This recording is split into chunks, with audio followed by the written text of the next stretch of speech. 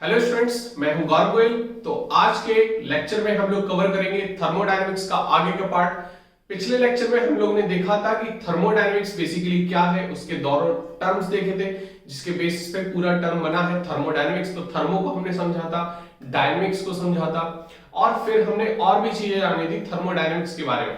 Basically thermodynamics में हम system के बेस पे काम करते हैं, सिस्टम को लेकर काम करते हैं। तो सिस्टम्स के बारे में जाना था हमने, सिस्टम्स के बारे में बात की थी, कितने टाइप्स के सिस्टम होते हैं वो सब हमने जाना था, बाउंड्री जान लिया था, सराउंडिंग सब कुछ हमने पढ़ लिया था। मतलब धीरे धीरे हम लोग फ्रेमवर्क बना रहे हैं। अभी 2-3 लेक्चर हम लोग को लगेंगे कि थर्मोडायनेमिक्स का एक सेटअप करने में। क्लियर हो रही बात की नहीं? फिर उसके बाद थर्मोडायनेमिक्स के एप्लीकेशंस पे काम करेंगे। इतनी बात क्लियर है? तो आज के लेक्चर में हम लोग देखेंगे कि थर्मोडायनेमिक्स की प्रॉपर्टीज क्या होती हैं। ठीक है, तो आज के लेक्चर में हमको क्या देखना है? Thermodynamic properties. Thermodynamic properties clear हो रही बात की नहीं? थर्मोडायनेमिक प्रॉपर्टीज कौन कौन सी हैं? 2 टाइप की प्रॉपर्टीज हैं जो हम लोगों को पढ़नी है आज के लेक्चर में। थर्मोडायनेमिक्स की प्रॉपर्टीज 2 टाइप की हैं जो हम लोगों को कवर करनी है। पहली प्रॉपर्टी है इंटेंसिव प्रॉपर्टी, इंटेंसिव प्रॉपर्टी, और दूसरी प्रॉपर्टी है एक्सटेंसिव प्रॉपर्टी। दूसरी प्रॉपर्टी कौन सी है? Extensive property. यहां पर शब्दों पर मत जाना, लेकिन हां एक चीज क्लियर है कि यहां ये समझने के बाद आपको देखते ही पता चल जाएगा कि एक्सटेंसिव कौन सी है और इंटेंसिव कौन सी है। ये चीज आपको क्लियर हो जाएगी। बस आपको चीजें थोड़ी सी समझनी है, थोड़ा सा हमारे शब्दों पर ध्यान देना है, बाकी सारी चीज क्लियर हो जाएगी आपको। ठीक है, अब देखो इंटेंसिव प्रॉपर्टीज क्या होती है। इंटेंसिव प्रॉपर्टीज हम किस प्रॉपर्टीज को बोलेंगे कि ये प्रॉपर्टी हमारी एक इंटेंसिव प्रॉपर्टी है। देखो इंटेंसिव प्रॉपर्टी को हमें देखना है, इंटेंसिव प्रॉपर्टी को हमको देखना है कि वो प्रॉपर्टी जो कि साइज पर और मास पर डिपेंडेंट ना करती हो। क्लियर? मतलब it is independent of mass and size. तो इसमें लिख सकते हो आप इट इज इंडिपेंडेंट ऑन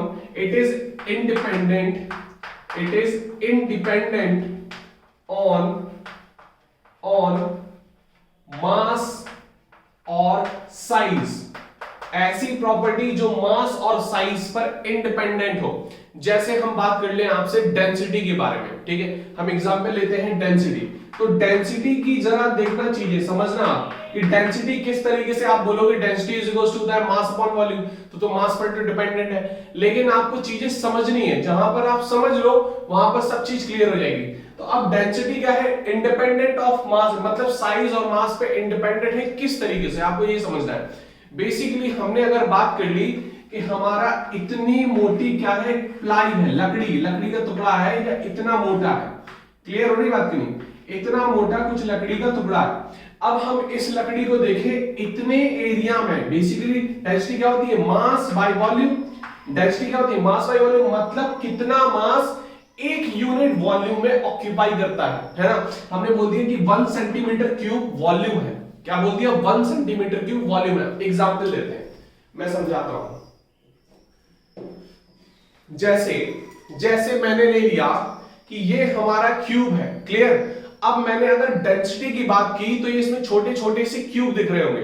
तो इस क्यूब को मैं निकालूं तो जो इसकी डेंसिटी आएगी इस छोटे क्यूब की, वो पूरी की पूरी क्यूब की आएगी डेंसिटी। डेंसिटी तो यूनिफॉर्म है ना सभी की। ऐसा नहीं कि यहां पर मास बाय वॉल्यूम ज्यादा है, यहां पर मास बाय वॉल्यूम कम है, मतलब ये पोर्शन ज्यादा भारी है और ये पोर्शन ज्यादा हल्का है। ऐसा तो नहीं होता ना। कोई भी मटेरियल का क्या होता है कि डेंसिटी एक यूनिफॉर्म सब्सटेंस होती है ना, एक यूनिफॉर्म प्रॉपर्टी होती है। तो कोई भी चीज की जो प्रॉपर्टी है, जो डेंसिटी अगर हम बोले तो वो मास और साइज पर इंडिपेंडेंट है। अगर ये और बड़ा हो जाए, छोटी छोटी क्यूब और बढ़ जाए, इधर भी, ठीक है, तीनों साइड पे छोटी छोटी क्यूब और बढ़ जाएगी, तो क्या इसकी डेंसिटी क्या बढ़ जाएगी या घट जाएगी? नहीं, डेंसिटी तो यूनिफॉर्म रहेगी, लेकिन इसका साइज बढ़ जाएगा, मास बढ़ जाएगा, ये बोल सकते हो। लेकिन जो डेंसिटी है मतलब मास पर यूनिट वॉल्यूम, वो क्या होगी? ये यूनिट वॉल्यूम का क्यूब है। हमने 1 सेंटीमीटर का क्यूब ले लिया, ये लगभग 1 सेंटीमीटर का क्यूब ले लिया। अब ये तो जो मास है इसमें, जो प्लास्टिक है वो तो यूनिफॉर्मली डिस्ट्रीब्यूटेड है ना। ऐसा नहीं कि इस क्यूब में ज्यादा है मास, इस क्यूब में कम। अगर इस क्यूब में, ये वाले क्यूब में मास ज्यादा होता, वॉल्यूम तो इतना ही है, और ये वाले क्यूब में मास कम होता है एज कंपेयर टू दैट, और दोनों का वॉल्यूम सेम है, तो इसकी डेंसिटी ज्यादा हो जाती है क्योंकि इसमें मास ज्यादा है। तो mass by volume, mass by volume, कि ये मास ज्यादा हो गया तो ऑब्वियस डेंसिटी बढ़ जाएगी, और वॉल्यूम ज्यादा हो गया तो डेंसिटी क्या हो जाएगी, कम हो जाएगी, हल्का हो जाएगा वो। क्लियर हो रही बात की नहीं? तो यही चीज आपको थोड़ा समझना है कि डेंसिटी क्या है, एक इंटेंसिव प्रॉपर्टी है जो कि इंडिपेंडेंट ऑफ क्या है, मास है और साइज है। अब क्लियर हो रही होगी बात, आपको समझ में आ रही होगी। तो यहां पर चीजें आपको थोड़ी सी समझनी है। क्लियर? तो डेंसिटी एग्जांपल किसका हो गया, इंटेंसिव प्रॉपर्टी का। किसका हो गया, इंटेंसिव प्रॉपर्टी का। क्लियर? डेंसिटी हो गया। अगर यही बात करें हम टेम्परेचर की, तो टेम्परेचर आप क्या बोलोगे कि सर ये कैसी प्रॉपर्टी है, इंटेंसिव कि एक्सटेंसिव?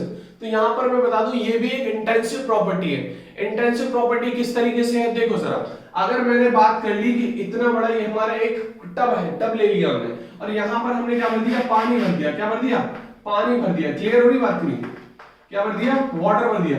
अब हमने बोल दिया इस वाटर का जो टेम्परेचर है वो है हमारा 30 डिग्री सेल्सियस। कितना है, 30 डिग्री सेल्सियस।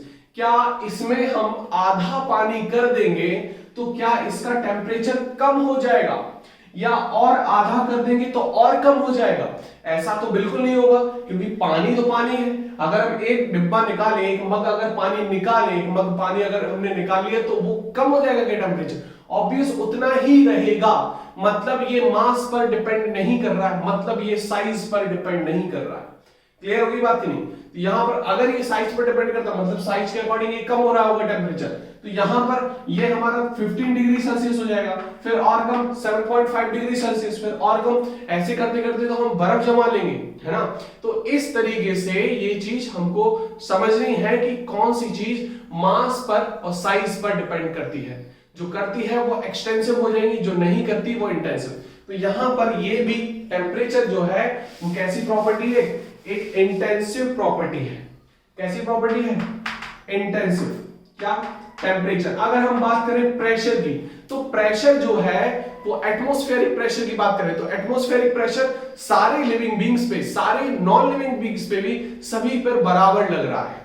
क्लियर हो रही बात की नहीं? तो यहां पर चीजें आपको समझनी है। प्रेशर अगर लगता है, अगर हमने बात कर ली इस बीकर के पानी में प्रेशर लग रहा है तो वो यूनिफॉर्मली ही लग रहा है। क्लियर हो रही बात की नहीं? अगर समझ में आ रही बात की नहीं, तो ये प्रेशर भी एक कैसी प्रॉपर्टी है, इंटेंसिव प्रॉपर्टी है। क्लियर? इतनी बात समझ में आ रही, इतनी बात समझ में आ रही होगी, ठीक है? कर सकते हो ये सारी चीजें। अब अगर हम बात कर लें, देखो यहां पर चीजें आपको थोड़ा सा और समझनी है। अगर कोई भी चीज हमने मास ले लिया, तो मास पर यूनिट वॉल्यूम, मास पर यूनिट एरिया, मास पर यूनिट लेंथ, कुछ भी अगर हम देख रहे हैं, यहां पर अगर हम पर यूनिट में ले रहे हैं कुछ चीज, एक पर्टिकुलर एरिया में ले रहे हैं, तो वो यूनिफॉर्म रहेगी, मतलब वो इंटेंसिव रहेगी। अगर बात कर लें हीट की, हीट कैपेसिटी, तो वहां पर हम बताएंगे अभी एक्सटेंसिव में, तो वो प्रॉपर्टी हमारी कौन सी हो जाती है, मास डिपेंडेंट है। क्लियर? लेकिन अगर हमने बात कर ली स्पेसिफिक हीट, मतलब इस जो हीट है वो कुछ एरिया में है, तो वो हमारी क्या कहलाएगी, एक इंटेंसिव प्रॉपर्टी। हम बात कर ले रेजिस्टिविटी की, किसकी बात कर ले, रेजिस्टिविटी। क्लियर हो रही बात नहीं? हम बात कर ले कंडक्टिविटी, किसकी बात कर ले, कंडक्टिविटी। ये सारी चीज फिजिक्स में पढ़ी होगी आपने, ठीक है? कंडक्टिविटी, कंडक्टेंस ये नहीं पढ़ी होगी तो इलेक्ट्रोकेमिस्ट्री में 12th क्लास में आप जरूर पढ़ोगे, ठीक है? तो यहां पर चीजें ये कैसी होगी, ये मास इंडिपेंडेंट होगी, साइज इंडिपेंडेंट होगी। तो ये कैसी प्रॉपर्टी है हमारी, कौन सी प्रॉपर्टी है, इंटेंसिव प्रॉपर्टी है।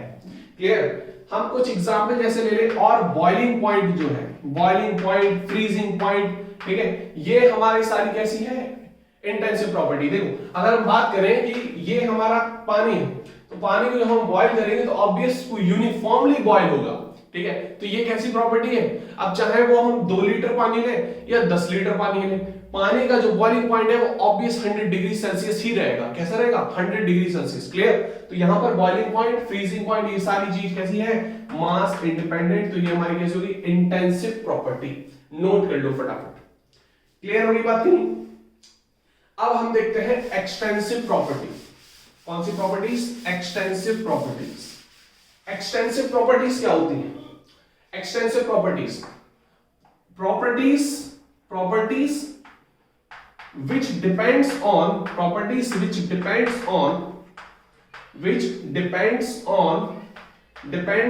किस पे? मास और साइज। मास और साइज पर जो प्रॉपर्टीज डिपेंड करती हो वो हमारी कौन सी प्रॉपर्टी हो जाएगी? Extensive property. कौन सी प्रॉपर्टी? एक एक्सटेंसिव प्रॉपर्टी हो जाएगी। क्लियर? जैसे एग्जांपल हम बात कर ले, एग्जांपल जैसे हमने मास की बात कर ली, तो मास तो हमारा ऑब्वियस, वो तो हमारी एक्सटेंसिव प्रॉपर्टी होगी। जितना मास हम बढ़ाते जाएंगे प्रॉपर्टी हमारी चेंज होती जाएगी। क्लियर? एडिटिव होगी। ठीक है, यहां पर हम कुछ एक्सटेंसिव प्रॉपर्टीज की वो भी बताएंगे, ऑब्जेक्टिव्स। बेसिकली इसके ऑब्जेक्टिव्स क्या है? ठीक है, मास हो गया, वॉल्यूम हो गया, ठीक है, फ्री एनर्जी। देखो एनर्जी कितनी भी टाइप की होगी, फ्री एनर्जी होगी, एंट्रोपी होगी, ठीक है, एंट्रोपी होगी, ये सारी की सारी प्रॉपर्टीज हमारी कैसी हैं? एक कैसी प्रॉपर्टी है? एक्सटेंसिव। सभी को जोड़ सकते हैं। क्लियर? सभी को जोड़ सकते हैं। क्लियर हो रही बात की नहीं? सब कुछ हमारी कैसी है? नंबर ऑफ मोल्स की बात कर ले, नंबर ऑफ मोल्स है ना, मोल्स की बात कर ले, ये भी हमारी कैसी है? एक्सटेंसिव प्रॉपर्टी है। कैसी प्रॉपर्टी है? Extensive property. इतनी बात क्लियर है? अब देखो इसकी ऑब्जेक्टिव क्या है? एक्सटेंसिव प्रॉपर्टीज पहली ये एडिटिव होती है। कैसी होती है? एडिटिव, मतलब इसको एडिशन कर सकते हैं। हमने वॉल्यूम देख लिया, तो यहां पर हमने बोल दिया कि हमने पहले क्या मिलाया? 1 लीटर पानी, फिर हमने 2 लीटर और डाल दिया बाद में, तो टोटल कितना हो गया? 3 लीटर। मतलब ये मास पर डिपेंड करती, तो मतलब ये एडिटिव प्रॉपर्टी हुई। यहां पर चेंज हमको दिखेगा। क्लियर होगी बात की नहीं? इतनी बात समझे? इतनी बात क्लियर है? अब देखो यहां पर सेकंड पॉइंट इंपॉर्टेंट पॉइंट है। अगर दो हमने एक्सटेंसिव प्रॉपर्टी ले ली, जैसे अभी हमने लिया था, मास हमारी कैसी है? एक्सटेंसिव। वॉल्यूम कैसा है? एक्सटेंसिव। तो हमारी मिल कैसी रही थी? Intensive property. तो ratio of two extensive property give intensive property. Clear हो रही बात की नहीं? क्या देगी हमको? इंटेंसिव प्रॉपर्टी देगी। इतनी बात क्लियर है? बोलो, इतनी बात क्लियर होगी आपको? समझ में आ गई बात? अगर अभी हमने एक चीज और बताई थी, क्या बोला था हमने? कि अगर कोई हमारी एक्सटेंसिव प्रॉपर्टी है उसको इंटेंसिव में हमको बदलना है, तो क्या कर दो? जैसे हमने बात की कि ये फ्री एनर्जी है, क्लियर, या ये एंट्रोपी है, तो एक हमने स्पेसिफिक एनर्जी ले ली, मतलब energy per unit volume, per unit area, clear, या पर यूनिट मोल, क्लियर, तो वहां पर वो चीज इंटेंसिव में बदल जाएगी तुरंत। ठीक है, तो एक्सटेंसिव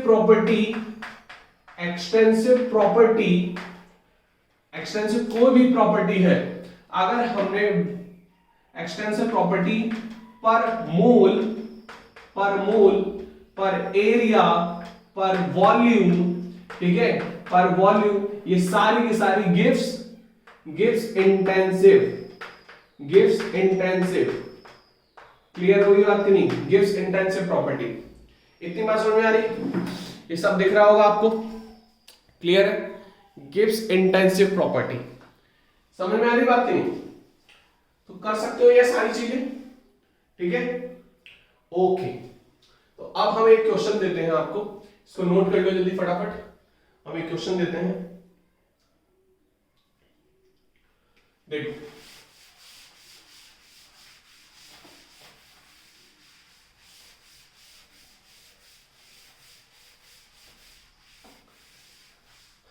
अब देखो कुछ हम एग्जाम्पल देते हैं आपको। स्पेसिफिक एंट्रोपी, ठीक है, पहला एग्जाम्पल, ठीक है, दूसरा एग्जाम्पल एंट्रोपी, तीसरा एग्जाम्पल हम बोल दे आपको प्रेशर, तीसरा एग्जाम्पल प्रेशर, ठीक है, और बोल दिया हमने वॉल्यूम ऑफ गैस, याद रखना ये सारी चीजें, वॉल्यूम ऑफ गैस। तो यहां पर कौन सी प्रॉपर्टी इंटेंसिव होगी, कौन कौन सी एक्सटेंसिव होगी? तो यहां पर अगर हम बात करें स्पेसिफिक एंट्रोपी, हमने बोल दिया कि एंट्रोपी इन पर यूनिट एरिया या पर यूनिट वॉल्यूम में डिसाइडेड है ना। यहां पर हम इस तरीके से ले रहे हैं, तो वो हमारी कौन सी हो जाएगी, इंटेंसिव प्रॉपर्टी। कैसी रहेगी, इंटेंसिव प्रॉपर्टी। और एंट्रोपी हम देख चुके हैं ये कैसी है, एक्सटेंसिव प्रॉपर्टी, क्योंकि हम एंट्रोपी ऐसे डिनोट करते हैं, हम आगे पढ़ेंगे। तो S1 S2 S3 ये हम एडिशन में कर सकते हैं, इट इज एडिटिव। प्रेशर हम पढ़ चुके हैं कैसी है, इंटेंसिव प्रॉपर्टी। और वॉल्यूम ऑफ गैस हमने बात की है कि अगर कोई भी चीज पर यूनिट वॉल्यूम में ले ली जाए, तो गैस है एक पर यूनिट वॉल्यूम में है, तो वो हमारा क्या हो गया, कैसी हो गई, इंटेंसिव प्रॉपर्टी हो गई। क्लियर। तो एक्सटेंसिव कौन सी है, केवल एंट्रोपी। एक्सटेंसिव कौन सी है, केवल और केवल एंट्रोपी। क्लियर होगी बात की नहीं। तो यहां पर आप कर सकते हो ये सारी चीजें। क्लियर। अब हम चलते हैं आगे की ओर। मतलब अगर कोई भी एक्सटेंसिव और इंटेंसिव से क्वेश्चन आ गया, तो आप थोड़ा सा कॉमन सेंस लगा के क्वेश्चंस को कर सकते हो। कर सकते हो, ठीक है, कर ले रहे हैं विश्वास। अब देखो यहां पर हम देखते हैं नेक्स्ट, थर्मोडायनेमिक फंक्शन। क्या पढ़ते हैं, थर्मोडायनेमिक फंक्शंस।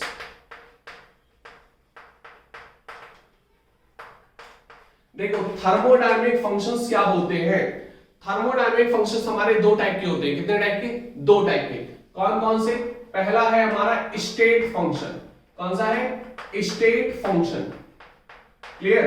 और दूसरा कौन सा है, दूसरा कौन सा है, state function and path function.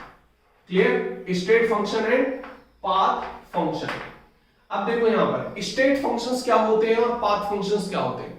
State function में आपको छोटी सी चीज याद रखनी है, जो चीज पूरे के पूरे प्रोसेस को नजरअंदाज कर दे। मतलब हम यहां पर आए हैं अभी, है ना, छोटे से बड़े होकर हम यहां तक आ गए हैं और सारा प्रोसेस हम भूल जाए, हम केवल अभी की प्रेजेंट की चीजें याद रखें, that is called state function. Clear होगी बात की नहीं, हम सारी चीज भूल जाए। क्लियर। हम केवल प्रेजेंट मतलब फाइनल पॉइंट पे हम याद रखें, that's it, that is called state function. Clear होगी बात नहीं, मतलब पूरे के पूरे पाथ को हम देखे ना, समझे ना। क्लियर। तो उसको हम बोलेंगे state function. Clear. Which is independent on path, है ना। क्लियर। स्टेट फंक्शंस क्या होंगे, दोज फंक्शंस या those thermodynamic functions which is independent on overall path of a system। मतलब कैसे वो सिस्टम फाइनल पॉइंट को रीच किया, उसकी सारी चीज को इंडिपेंडेंट मतलब उससे छोड़कर, हम केवल डिपेंडेंट किस पे है कि फाइनल मतलब स्टेट ऑफ, मतलब उसकी स्टेट क्या है, अभी की अवस्था क्या है, वो डिसाइड करता है स्टेट फंक्शन। क्लियर होगी बात नहीं। तो those thermodynamic function which is independent on overall path of the system is called state function. देखो कैसे हम इसको डिफाइन करें, कैसे और समझें। देखो यहां पर अगर हम बात करें, तो अगर हम बात करें ये हमारा एक θ1 और ये θ2 है, हमें केवल इसकी इनिशियल कंडीशन पता है, फाइनल मतलब हम अभी, आप हमको देख रहे हो, 10 साल बाद हमको देखोगे, आप हमारा ओवरऑल प्रोसेस तो देखने नहीं आओगे, मतलब आप क्या देखोगे, हमारा स्टेट फंक्शन देखोगे। क्या देखोगे, स्टेट फंक्शन। मतलब ओवरऑल पाथ कौन देख रहा है, जो हमारे साथ है। मतलब पाथ फंक्शन के लिए हमें पूरा का पूरा उसका पाथ समझना पड़ेगा, तब वो पाथ फंक्शन हम उसको कह पाएंगे, है ना, उसको कह पाएंगे। क्लियर होगी बात करी। तो पाथ फंक्शन के लिए हमें पूरा का पूरा पाथ उसका समझना पड़ेगा। क्लियर। अब जैसे हम बात करें कि θ1 है और θ2 है, मतलब इनिशियल स्टेट और फाइनल स्टेट, तो अब अगर हमको निकालना है इसका पूरा ओवरऑल, तो क्या हो जाएगा, dθ बराबर क्या हो जाएगा, θ2 माइनस θ1। क्या हो जाएगा, θ2 माइनस θ1। क्लियर। 1 से लेकर 2 है। क्लियर। तो ये हमारा हो जाएगा स्टेट फंक्शन। इतनी बात क्लियर है, यहां पर दिक्कत नहीं आ रही होगी। यहां पर स्टेट फंक्शन में कुछ चीजें हैं, यहां पर ये डेल्टा से डिनोट कर सकते हैं, जैसे डेल्टा टी, तो क्या हो जाएगा, T2 माइनस T1, मतलब पहले टेम्परेचर कितना है, अभी कितना है, तो अभी का माइनस पहले का, मतलब फाइनल माइनस इनिशियल करते हैं हम हमेशा। ठीक है। जैसे हम बात कर रहे हैं डेल्टा पी, तो क्या हो जाएगा P2 माइनस P1। तो ये सारे के सारे कैसे फंक्शन है, स्टेट फंक्शन है।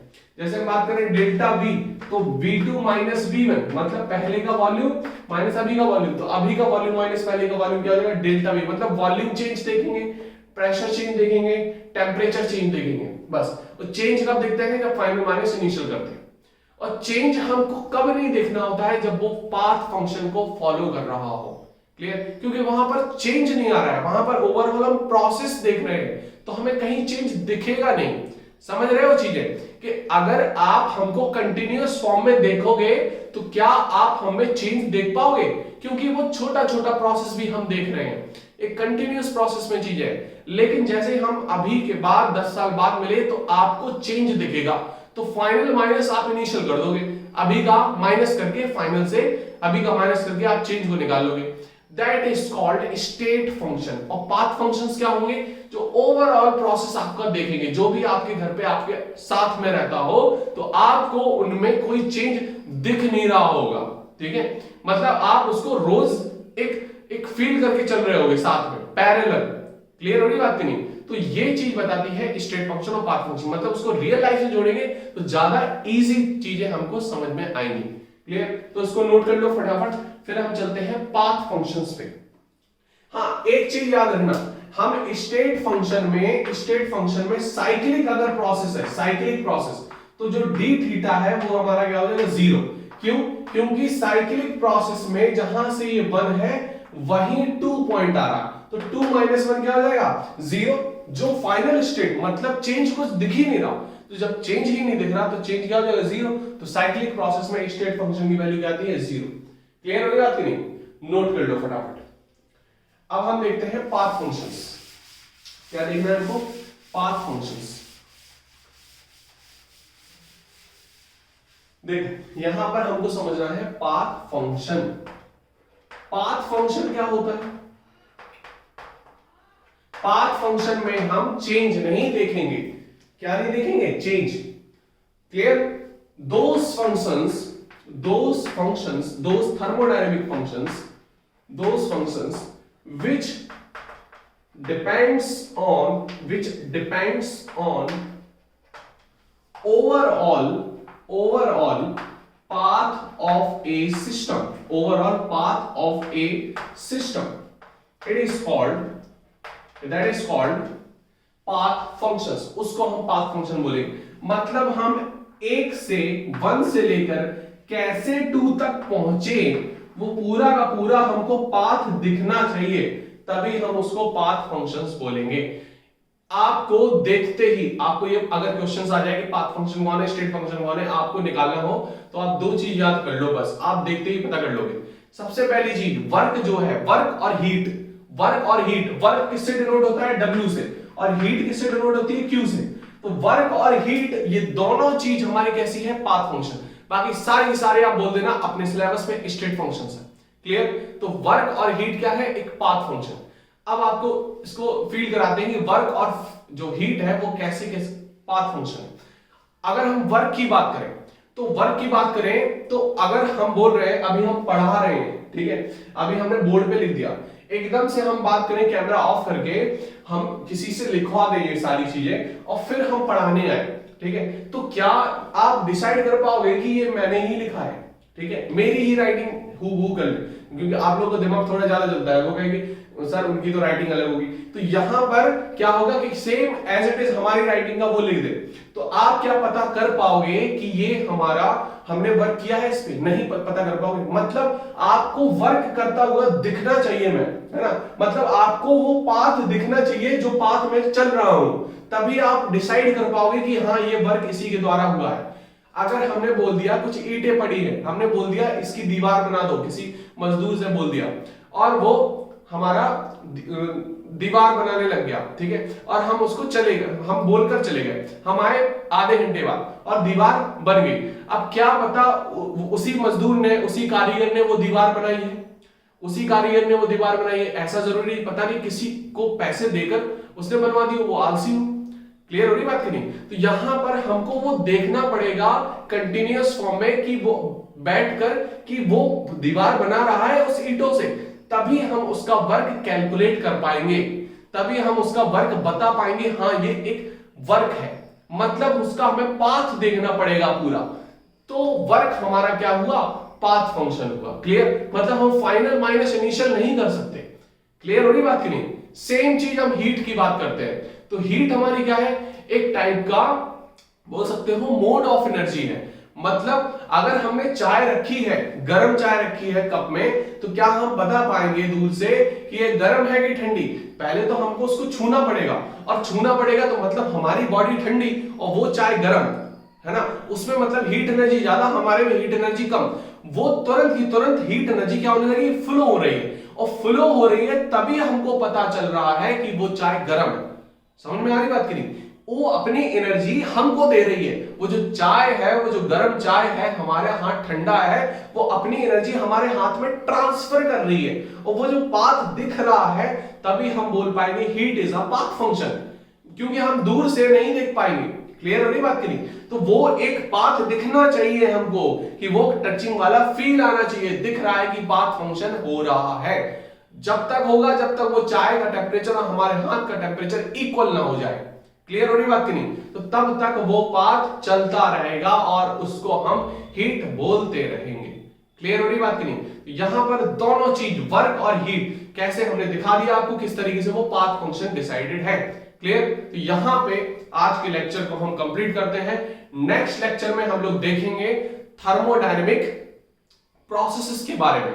हमारे कुछ 8-9 टाइप्स के प्रोसेस है, सारे प्रोसेस को डिटेल में समझेंगे, ठीक है। लेकिन जितना भी मैं करवाते जा रहा हूं उसको आपको करते जाना है। जितने भी क्वेश्चन है एक्सटेंसिव इंटेंसिव प्रॉपर्टी के, हर बार कॉम्पिटिटिव एग्जाम में क्वेश्चन आते हैं, नीट में हर बार क्वेश्चन आता है एक्सटेंसिव इंटेंसिव का, देख लेना कभी भी। तो एक बार कोशिश करो इंटेंसिव एक्सटेंसिव का क्वेश्चंस लगा लो, और बोर्ड के लिए जो भी पढ़ रहे हो वो भी कर ले, ठीक है। सब कुछ ध्यान से करते जाना, जितना मैं कराते जा रहा हूं वो अपना असाइनमेंट्स क्वेश्चंस करते जाए। क्लियर? Okay, bye bye.